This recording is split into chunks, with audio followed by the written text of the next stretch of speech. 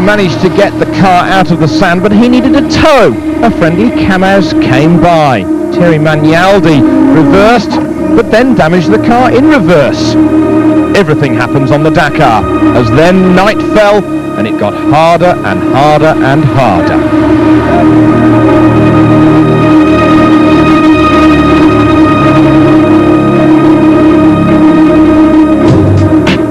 Stage 15 from Tajika to Nouakchott, a 367-mile stage. The second longest stage of the entire rally, directly after the third longest. Roma and Sankt leading at the head of the bike class, but again Roma shadowing the number one blue KTM all of the way over the dunes. The damp sand gave good running for the two Mitsubishis. Surely team orders had now kicked in.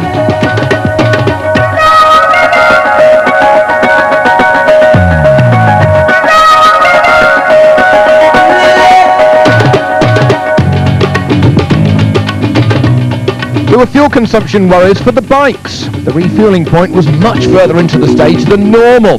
Many people had to gingerly open the throttle. Schlesser soldiered on, but it was really an uneventful final week for the Frenchman. Fabrizio Mioni ran out the winner of the stage just 24 hours after wrenching his knee. The V-twin came into its own on the stage, but he was still 5th overall. Colin McRae had another prop shaft problem, losing him even more time. He had to get underneath it and work away. Whilst PG Lundmark could only rue broken suspension. He was slipping out of a top 5 position.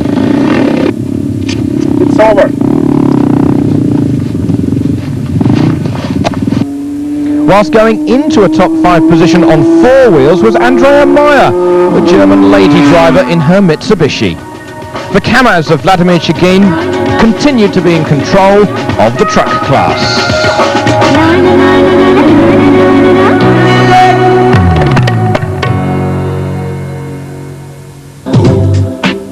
Stage 16. From Nouakchott down to Dakar, the penultimate day. Richard Sankt just had to close a gap of some 7 minutes to Nani Roma in the bike class. 18 days of running and it came down to as little as that. But Nani Roma knew exactly what he had to do. He just had to keep in touch with the Frenchman. Easier said than done. Roma had never got this far on the Dakar before. He had either fallen or had mechanical woes.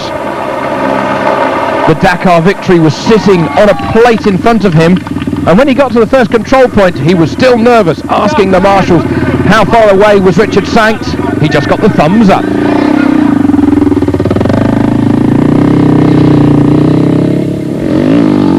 Sankt has said at the beginning of the stage that he was going to give it everything, one last final gasp to wrench victory away from the Spaniard. But the Spaniard was having nothing of it and gave it everything as well. He got to the end of the penultimate stage. The Dakar 2004 was as good as his. Ok,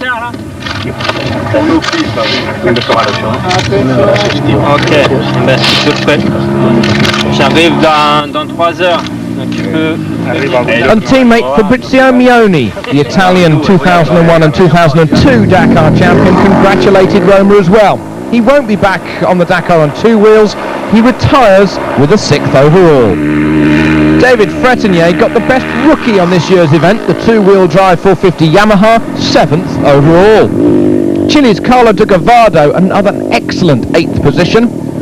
Just a little ahead of Francois Flick, the Frenchman bagging 9th position and again running with his familiar number 22. Jacek Chakor, another top 10 position for him as well. The two Mitsubishis were being careful with 1 day to go. Mashioka returned up the stage the wrong way, unsure that he was going in the right direction. All was safe though once he met up with Peder Hansel to discuss which way they were supposed to go.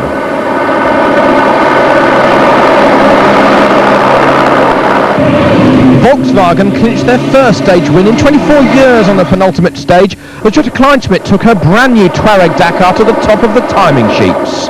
It was a just reward for Chris Nissen and his VW crew.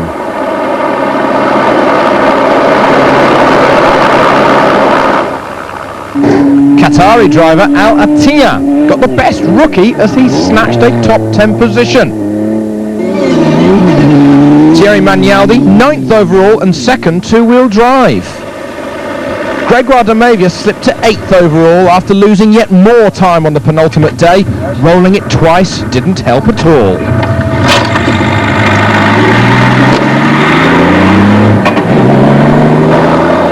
Janil de Villiers rued his mechanical luck throughout the entire event, but at least got another top 10 finish with 7th. Bruno Sarbi an excellent 6th with the debut of the Volkswagen. They'll be fighting for more spoils in 05. The very last stage of the Dakar, stage 17, the end of nearly 7